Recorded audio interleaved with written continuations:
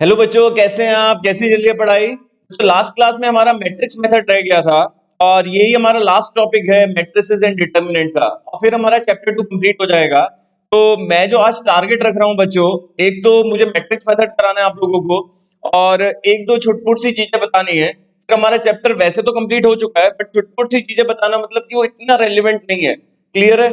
हमने ये चैप्टर बहुत अच्छे से करा है। और रही बात स्टडी मटेरियल की, आईसीआई की, तो स्टडी मटेरियल का कोई भी ऐसा क्वेश्चन नहीं होगा जिस क्वेश्चन में आपको डाउट हो। मैंने बहुत ही अच्छे से चैप्टर कराया बच्चों, ठीक है? आप सेल्फ कर सकते हैं।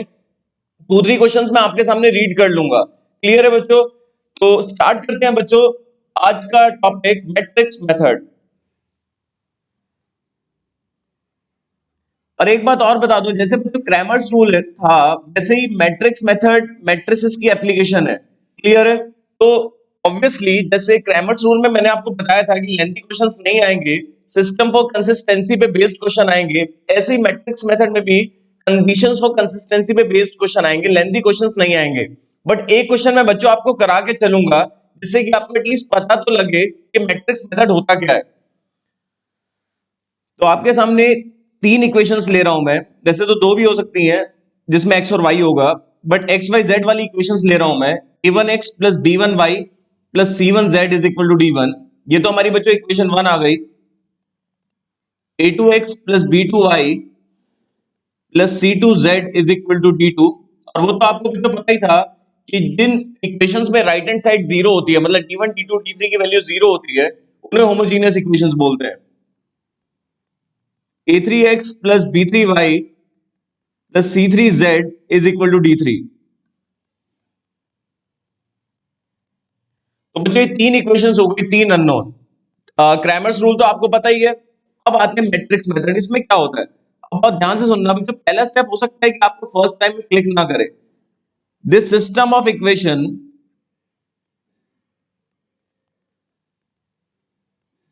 Can be written as. अब देखो मैं इसे कैसे लिख रहा हूं। a1 b1 c1 a2 b2 c2 a3 b3 c3। ये मतलब हॉरिजॉन्टल मान लो मैट्रिक्स है, वर्टिकल 3 by 3 ऑर्डर की है, एक vertical into X Y Z is equal to right hand side. अब आप कहेंगे कि सर ये आया कैसे? देखिए, जो ऊपर तीन इक्वेशंस हैं, क्या मैं उन्हें इस फॉर्म में लिख सकता हूं? देखो इस मैट्रिक्स का ऑर्डर क्या है? 3 by 3। इस मैट्रिक्स का ऑर्डर क्या है? 3 by 1। तो नया ऑर्डर क्या आएगा? 3 by 1। तो अगर मैं इन दोनों की मल्टीप्लाई करूं तो पॉसिबल है। और मल्टीप्लाई करके क्या आएंगे elements? a1x first row versus first column plus b1y plus c1z is equal to d1। Clear है? इक्वेट करेंगे तो मतलब अगर आप इसे मैट्रिक्स फॉर्म में लिखेंगे फर्स्ट सेकंड और थर्ड इक्वेशन को, तो बच्चों यही इक्वेशन बैठेगी। क्लियर है बच्चों? देख लो, आप इक्वेट कर लो। a2x plus b2y plus c2z is equal to d2। Third row का फर्स्ट एलिमेंट क्या होगा? Third row versus first column a3x plus b3y plus c3z is equal to d3। तो जो ऊपर वाली इक्वेशन है आप उसे इस फॉर्म में लिख सकते हो, क्योंकि अगर आप इसे सॉल्व करोगे तो वही तीन इक्वेशंस आएंगी। अब बच्चों सुनिए, मेरे पास ये कोफिशिएंट की मैट्रिक्स तो नोन है, इसे हम मान लेते हैं बच्चों a। ये अननोन है, इसे हम मान लेते हैं x। और ये भी नोन है क्योंकि कांस्टेंट तो होता ही है, इसे हम मान लेते हैं b। सो बच्चों रिलेशन क्या आ गया? A X is equal to B. अब मेरा टारगेट बच्चों यहां से क्या है? एक्स निकालना। यही मैट्रिक्स की एप्लीकेशन है। क्लियर है? क्लास 10th में आप कैसे सॉल्व करते थे इन तीनों इक्वेशंस को? 10th में तो ऐसे तीनों इक्वेशंस थी नहीं, बट अगर मैं सॉल्व करने के लिए आपको बताऊं तो कैसे करते थे? मैंने सेकंड चैप्टर में ही बताया आप लोगों को। या तो elimination method, elimination, substitution, cross multiplication, यही होता है। वैसे हमने एलिमिनेशन से करा है। एलिमिनेशन से भी बहुत कम करे हैं, सारे के सारे क्वेश्चंस ऑप्शन से करें। वही मैं कह रहा हूं कि इतने बड़े क्वेश्चंस आएंगे तो हम ऑप्शन से ही सॉल्व करेंगे। क्लियर है? मैट्रिक्स मेथड या क्रैमर्स रूल से नहीं करने वाले। क्लियर है? चलो, अब ax is equal to B आ गया। मेरा टारगेट बच्चों यहां से क्या निकालना है? x निकालना है, तो a को हटाना पड़ेगा। a को हटाने के लिए इनवर्स का कॉन्सेप्ट यूज होगा, तो सबसे पहले हम डिटर्मिनेंट निकालेंगे। क्या निकालेंगे बच्चों? डिटर्मिनेंट। डिटर्मिनेंट आप लोगों को निकालना आता ही है, A1 B1 C1, A2 B2 C2, A3 B3 C3। तो अगर डिटर्मिनेंट A 0 नहीं आता, मैं यही मान के चल रहा हूं कि अभी डिटर्मिनेंट A 0 नहीं है, क्योंकि पहले वो क्वेश्चन कराऊंगा जिसमें डिटर्मिनेंट A 0 नहीं है, तो ऑब्वियसली A क्या होगी? अगर डिटर्मिनेंट A 0 नहीं है तो A क्या होगी? देन A इज, बताइए, नॉन सिंगुलर मैट्रिक्स। और अगर नॉन सिंगुलर है तो बच्चों क्या होगी? हेंस इन्वर्टिबल, मतलब उसका इन्वर्स एग्जिस्ट करता है। इतना सभी बच्चों को क्लियर हो गया? जब वो इन्वर्टेबल है तो लेफ्ट मल्टीप्लाई बच्चों ए इनवर्स की दोनों साइड कर दो आप। ए इनवर्स में ए की मल्टीप्लाई करेंगे तो बच्चों क्या आएगा? और ये कैसे लगा? Matrix multiplication is associative. Matrix में उसके इनवर्स की मल्टीप्लाई करेंगे तो बच्चों आई आता है, सब बच्चों को पता है। और जो नंबर्स में बच्चों वन होता है वो मैट्रिक्स में आई होता है, तो किसी भी मैट्रिक्स में आई की मल्टीप्लाई करेंगे तो वही मैट्रिक्स आ जाएगी। तो ये टेक्निक थी एक्स निकालने की। क्लियर हो गया? तो एक्स बच्चों क्या हुआ? A inverse B. अब ए इनवर्स कैसे निकालते हैं बच्चों? Adjoint A upon determinant A, सभी को पता है। तो ये हमारी एक्स मैट्रिक्स निकालने की टेक्निक हो गई। और मैं एक क्वेश्चन आपको कराता हूं, देखो मेरी पूरी बात सुनिए। एक्स मैट्रिक्स निकालने के लिए मुझे बी मैट्रिक्स पता है, डिटर्मिनेंट पता है, अब मुझे एडजॉइंट निकालना पड़ेगा। ऐसा कोई बच्चा नहीं है जिसे एडजॉइंट निकालना नहीं आता हो, क्योंकि हमने पिछले टॉपिक्स में एडजॉइंट की प्रैक्टिस करी थी। एडजॉइंट ए क्या होता है बच्चों? कोफैक्टर मैट्रिक्स का ट्रांसपोज।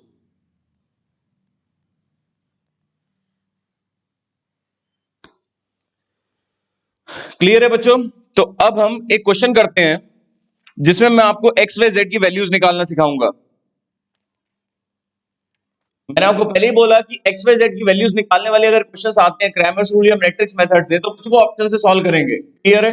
हम लेंथी प्रोसेस फॉलो क्यों ही करेंगे, बट जिस बच्चे को अगर ये पूरा प्रोसेस नहीं आता होगा वो कंडीशंस, वो कंसिस्टेंसी समझ नहीं पाएगा। क्लियर है बच्चों? क्योंकि मैं ये बताना चाह रहा हूं कि जैसे डिटर्मिनेंट जीरो नहीं आया, ठीक है, तो उसके बाद हम तो एक्स वाई जेड की वैल्यूज निकालेंगे, तो वो एक्स वाई जेड की वैल्यूज एक एक करके निकलेंगी। मतलब एक एक्स की वैल्यू आएगी, एक वाई की वैल्यू आएगी, एक जेड की।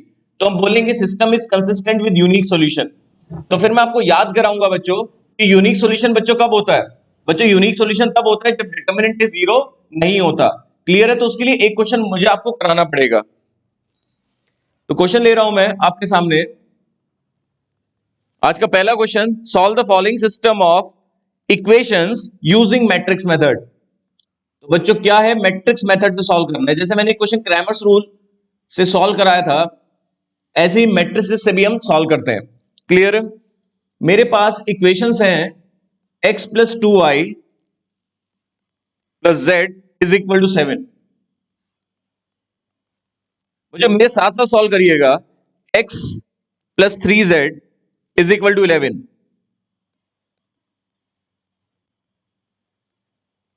ये हमारी इक्वेशन नंबर 2 आ गई।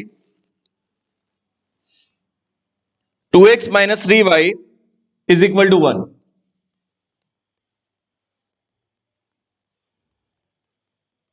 एक बार मैं क्वेश्चन कंफर्म करता हूं बच्चों। x plus 2y plus Z is equal to 7, x plus 3z is equal to 11, 2x minus 3y is equal to 1। तीन इक्वेशन है, तीन अननोन है। मैंने शुरू में ही बताया था आज, दिस सिस्टम ऑफ इक्वेशन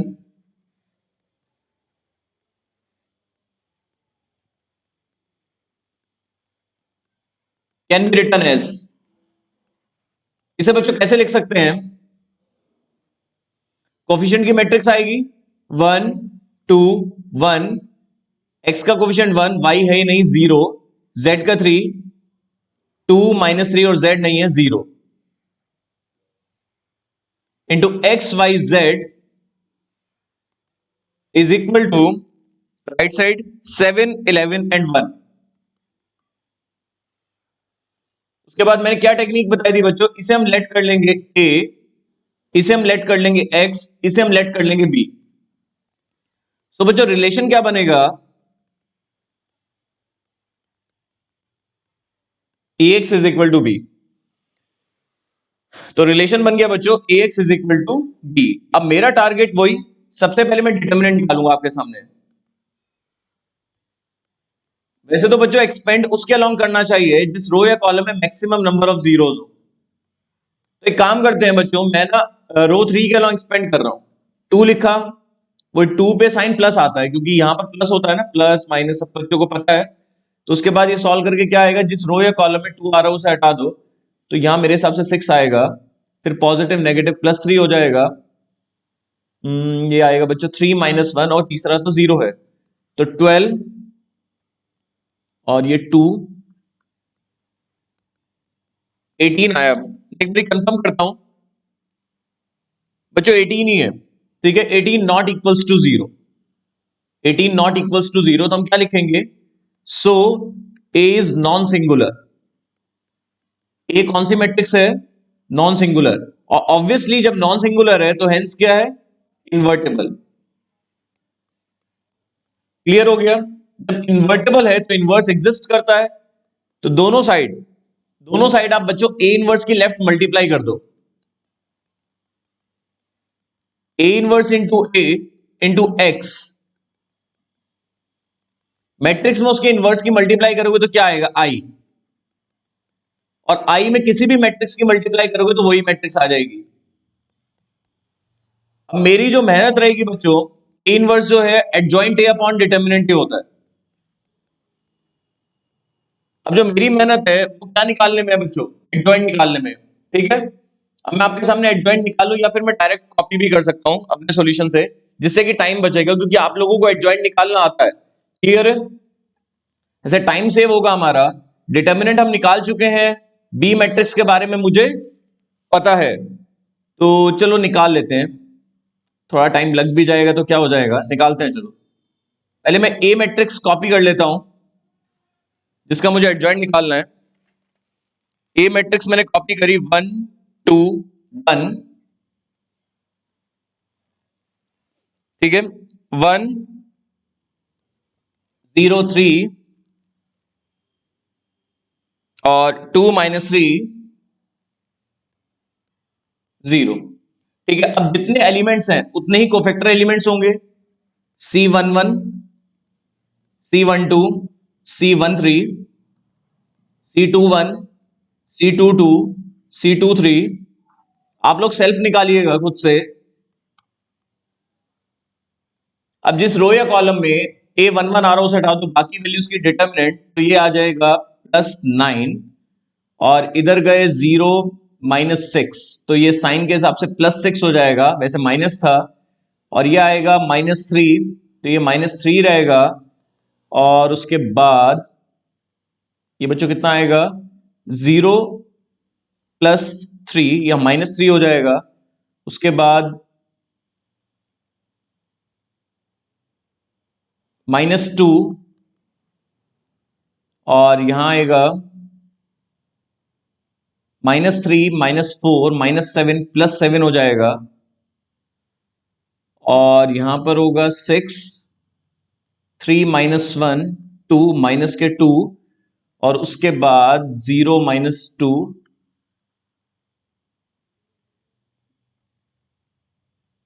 -2। तो एक बार ये मैं कंफर्म कर लूं कि जो कोफैक्टर मैट्रिक्स आई है, पहले मैं या तो डायरेक्ट एडजॉइंट ही निकाल लूं।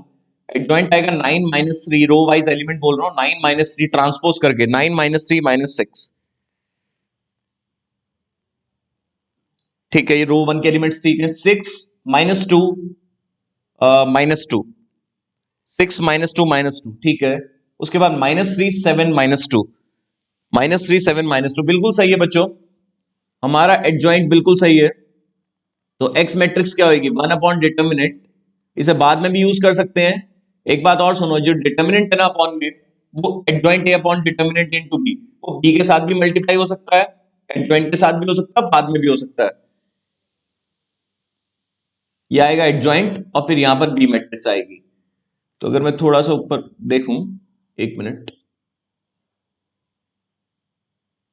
ठीक है, मैं ट्रांसपोज करके बच्चों डायरेक्ट लिख रहा हूं, तो 9 -3 6 6 -2 -2 -3 7 -2 -3 7 -2, और राइट साइड में जो डिटर्मिनेंट सॉरी मैट्रिक्स है वो कौन सी बैठेगी? 7, 11 एंड 1। 7, 11 एंड 1। ठीक है। अब इस मैट्रिक्स का ऑर्डर क्या है? 3/3। इस मैट्रिक्स का ऑर्डर क्या है? 3/1। तो बच्चों नया ऑर्डर क्या आएगा? सब बच्चों को पता है, 3/1 मल्टीप्लीकेशन का प्रोसेस। और यहाँ A11 आएगा, A21 आएगा, A31 आएगा। ये प्रोसेस होता है बच्चों मल्टीप्लाई का। अब सभी बच्चे मल्टीप्लाई करिए first row versus first column. तो क्या आएगा? एक minute. First row versus first column, 9 7 जा 9 इंटू 7, तो कैलकुलेटर भी यूज कर सकते हैं। 9 इंटू 7 प्लस 3 इंटू 11, ये माइनस में क्योंकि बीच वाली टर्म माइनस है, और फिर 6 m प्लस। तो ये तो सॉल्व करके बच्चों 36 आ गया। उसके बाद second row versus first column, 6 into 7 और 2 इंटू 11 और 2 इंटू 1। डायरेक्ट कैलकुलेटर की नीड नहीं है वैसे तो, चलो कोई नहीं। 3 इंटू 7 और 21, तो ये हो गया माइनस के 21 प्लस के 77 ना, माइनस के 21 प्लस के 77 माइनस के 2, 54 आ गया बच्चों। और 1/18 की मल्टीप्लाई बाय स्केलर का कॉन्सेप्ट सब बच्चों को पता ही है। किसी मैट्रिक्स में अगर आप कांस्टेंट की मल्टीप्लाई करेंगे तो हर एक एलिमेंट में उस कांस्टेंट की मल्टीप्लाई होगी। ये हो जाएगा 2, ये हो जाएगा 1, ये हो जाएगा 3। तो ऑन कंपैरिजन, क्योंकि एक्स मैट्रिक्स ये है, तो on by concept of equality we can say x is equal to 2, y is equal to 1 and z is equal to 3। तो बच्चों एक सॉल्यूशन आया नहीं आया? ठीक है, एक सॉल्यूशन आया। तो मैं यहां पर केस कंडीशंस और ये आपको निकालना भी आ गया, सॉल्व करना भी आ गया। तो बच्चों अब आप हेडिंग लिखिए जो कि मोस्ट रेलेवेंट है आपके लिए, conditions for consistency under matrix method. Conditions for consistency. तो बच्चों क्या है, अगर डिटर्मिनेंट ए जीरो नहीं होता, ये रिलेशनशिप आपको याद रखना है। ये बनता है शुरू में ax is equal to B. अगर डिटर्मिनेंट ए जीरो नहीं होता, then system is consistent with unique solution. बच्चों यूनिक सॉल्यूशन निकलता कैसे है? x is equal to A inverse B. बताइए आपको, x की लेफ्ट में a है तो b की भी लेफ्ट में जाएगा इनवर्स होके। उसके बाद का प्रोसेस आप बच्चों को पता ही है, adjoint a upon determinant a।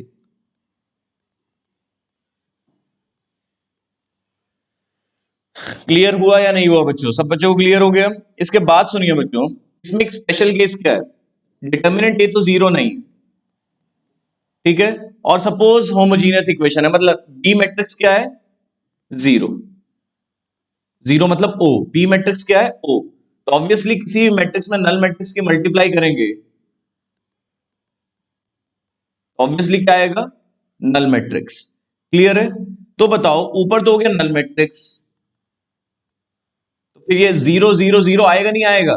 तो कंपेयर करेंगे इससे, तो उस केस में एक्स वाई जेड की वैल्यू बच्चों क्या आएगी? जीरो। तो क्या समझे बच्चों आप, कि अगर डिटर्मिनेंट ए जीरो नहीं है, but adjoint A into B null matrix है, then system is consistent with unique trivial solution.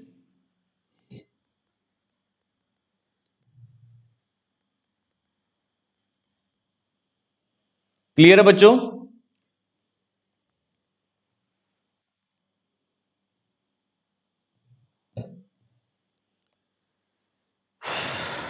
Case 2, A X is equal to B के बारे में तो आपको पता ही है, ठीक है। अगर डिटर्मिनेंट ए जीरो हो जाता है, और ध्यान से सुनना एक मिनट, मैं आपको प्रूविंग के साथ बता रहा हूं।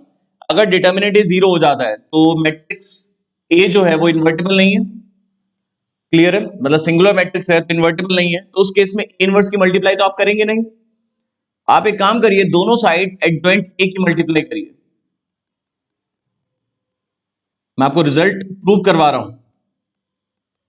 और एडजॉइंट ए की ए से मल्टीप्लाई करेंगे तो डिटर्मिनेंट ए इंटू आई आएगा।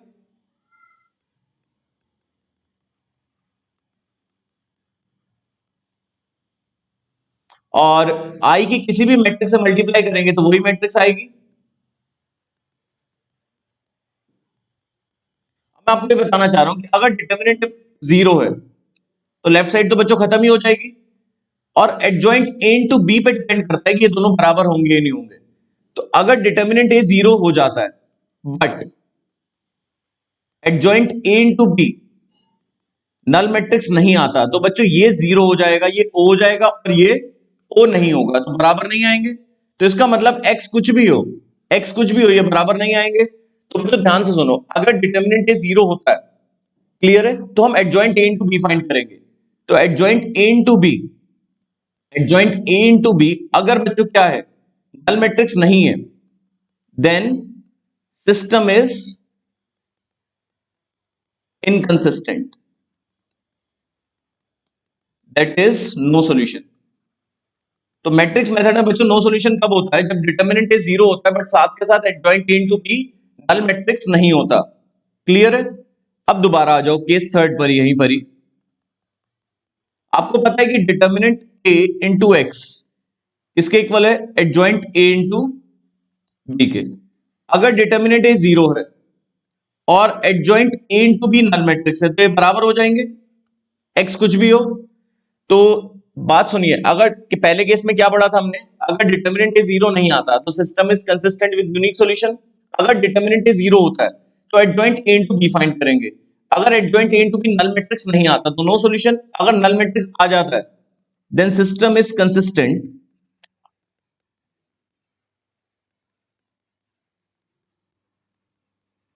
with infinitely many solutions।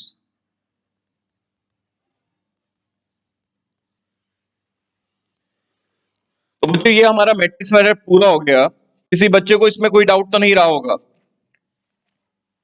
ठीक है। तो कंडीशंस फॉर कंसिस्टेंसी में बस आपने ये देखना है कि अगर डिटर्मिनेंट ए 0 हो जाता है, क्लियर है, तो नो सॉल्यूशन भी हो सकता है, इनफाइनाइट सॉल्यूशन भी हो सकता है। तो किस पे डिपेंड करेगा, एडजॉइंट ए इंटू बी पे। अगर adjoint A into B null matrix आ जाता है, अगर adjoint A into B null matrix आ जाता है तो मेनी सॉल्यूशन, और अगर नल मैट्रिक्स नहीं आता तो नो सॉल्यूशन। और पहला केस तो वही है कि अगर डिटर्मिनेंट ए 0 नहीं है तो यूनिक सॉल्यूशन। और यूनिक ट्राइवल कब होगा, जब डिटर्मिनेंट ए 0 नहीं है but adjoint A into B null matrix है। तो उस केस में एक्स वाई जेड की वैल्यू क्या आएगी बच्चों, 0। हम बोलेंगे यूनिक ट्राइवल सॉल्यूशन। क्लियर है इतना बच्चों।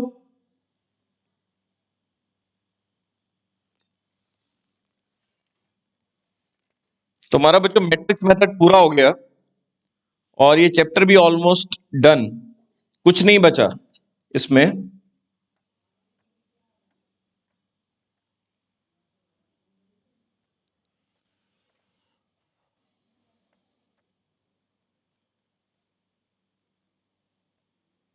अच्छा, अगर मैं स्टडी मटेरियल के क्वेश्चंस अगर आपके सामने रखूं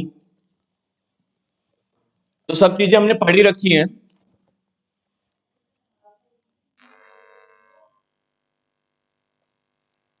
स्टडी मटेरियल का अगर हम पहला क्वेश्चन देखें, ठीक है, पहले तो इन्होंने पूछा है, ये भी हमने कर लिया, एक मैट्रिक्स है जिसके 16 एलिमेंट्स हैं तो उसके पॉसिबल ऑर्डर्स क्या होंगे।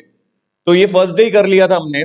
पॉसिबल ऑर्डर्स क्या होंगे, एक रो में 16 एलिमेंट्स प्लेस कर लो, 1/16, 2/8, 4/4, 8/2, 16/1। तो ये उस जिसमें 16 एलिमेंट है तो उस मैट्रिक्स के पॉसिबल ऑर्डर्स हो गए।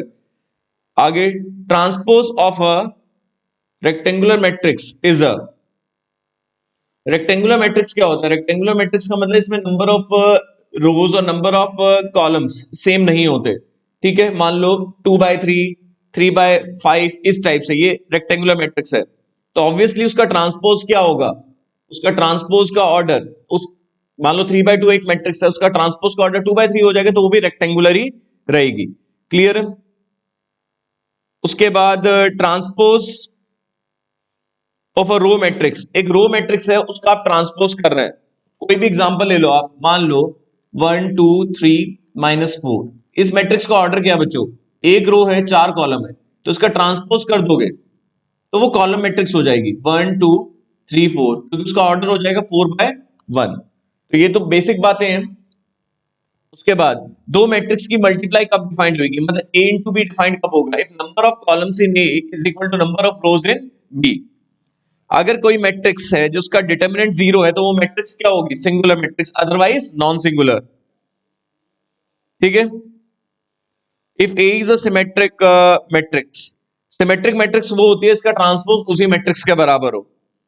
तो बच्चों ये आपके सामने मैं पढ़ रहा था तो आपको लग ही रहा होगा कि सारा का सारा पार्ट हमने ऑलरेडी कवर कर लिया, तो स्टडी मटेरियल का कुछ भी ऐसा पार्ट नहीं है, हमने बहुत एक्स्ट्रा ही करा है। तो स्टडी मटेरियल आपने सेल्फ करना है। फिर भी किसी बच्चे को कोई दिक्कत हो तो मेरा व्हाट्सएप नंबर है 9358668687, इस पे क्वेरी पूछ सकता है।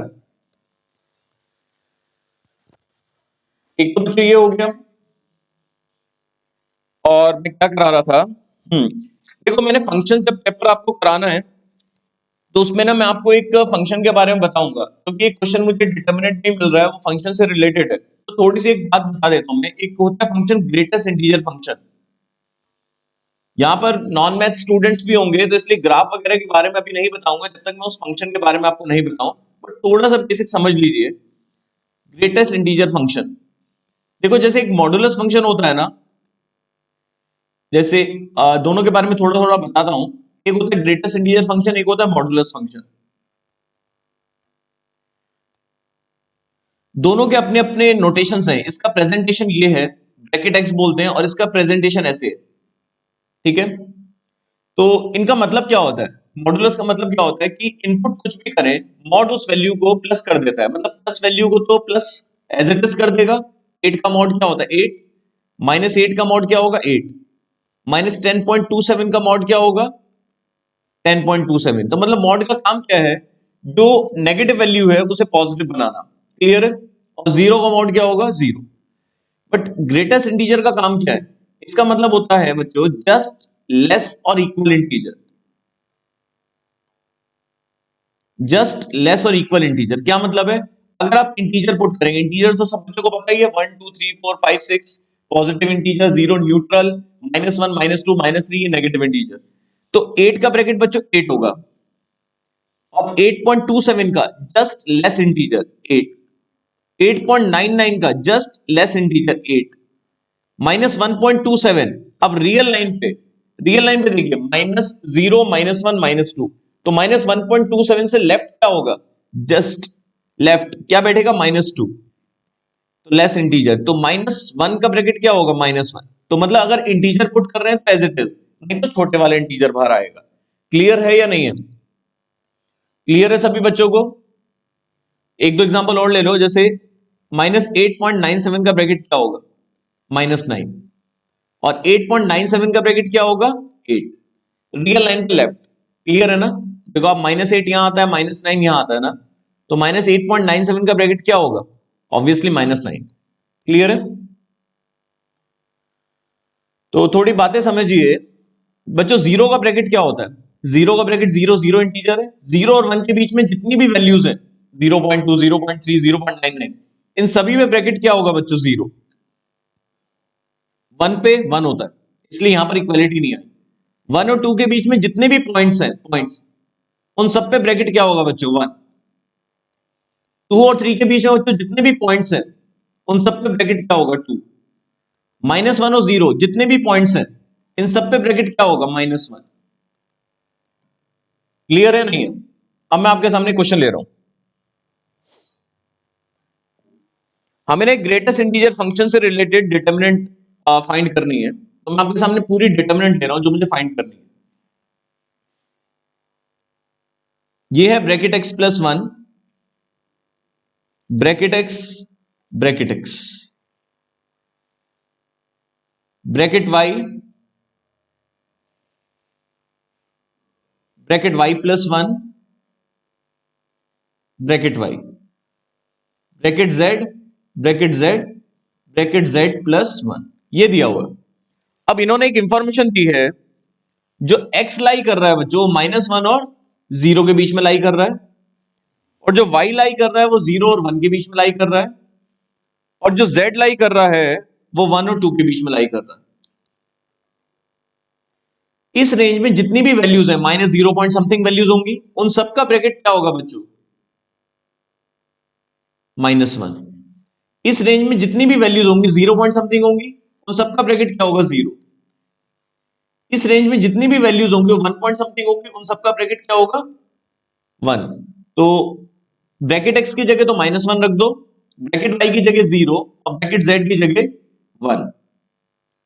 तो डिटर्मिनेंट क्या बनेगा बच्चों? ब्रैकेट x की जगह -1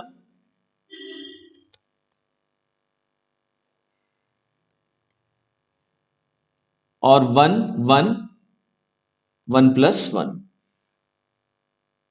तो ये तो बहुत छोटा हो जाएगा सॉल्यूशन। देखिए 0 -1 -1 0 1 0 1 1 2। रो 1 के लॉन्ग एक्सपेंड करते हैं तो क्या आएगा? 0 प्लस 1। तो ये डिटर्मिनेंट सॉल्व करके क्या आ गया? 1। तो मुझे रेलेवेंट लगा बच्चों, क्योंकि फंक्शन चैप्टर में ग्रेटेस्ट इंटीजर फंक्शन तो है ही, तो इस टाइप का डिटर्मिनेंट आपसे पूछा जा सकता है। क्लियर है बच्चों? इस चैप्टर में वर्ड प्रॉब्लम मैंने नहीं कराई। वो वर्ड प्रॉब्लम इसलिए नहीं कराई क्योंकि मुझे रेलेवेंट नहीं लगी। ठीक है बच्चों, वो रेलेवेंट नहीं है कि एग्जाम में वर्ड प्रॉब्लम से रिलेटेड आपके एमसीक्यू बने। क्लियर है? तो वर्ड प्रॉब्लम नहीं कर रहे हैं, फिर भी अगर मुझे किसी लेक्चर में रिवीजन में लगा तो मैं आपको करा दूंगा। ठीक है, एग्जांपल्स हैं हमारे स्टडी मटेरियल में वर्ड प्रॉब्लम के, एक बार आप खुद से देख लेना, क्योंकि बेसिक्स तो आपको सब पता ही है। क्लियर है? तो हमारा चैप्टर एंड हो गया, टोटल चैप्टर एंड हो गया, चैप्टर 2 में कुछ भी नहीं बचा। ठीक है, स्टडी मटेरियल जो है वो आपने सेल्फ करना है। ठीक है, सारा सारा स्टडी मटेरियल नहीं, सिर्फ मैट्रिसेस और डिटरमिनेंट, क्योंकि ऑलरेडी वो पुराना तो मैं करा के ही रखा है मैंने आपको। ठीक है बच्चों, चलो bye bye, all the best.